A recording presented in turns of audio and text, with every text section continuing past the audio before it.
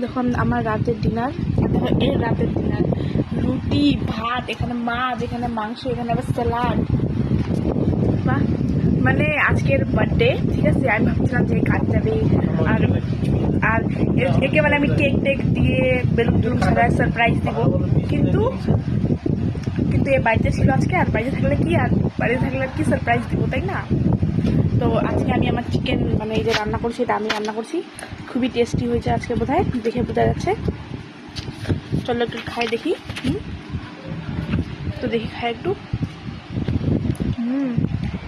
নিজেকে প্রথমে ভালোবাসতে লাগে, আর আমার রান্নাটাও খুবই টেস্টি হয়েছে। বল টেস্টি হয়নি? তুই বল। সত্যি করে গাইস টেস্টি হয়েছে। আর মানে আমি নিজের রান্না কেন বলবো না যে টেস্টি হয়নি, হয়েছে টেস্টি, তাই জন্য বলতেছি টেস্টি হয়েছে। বাই।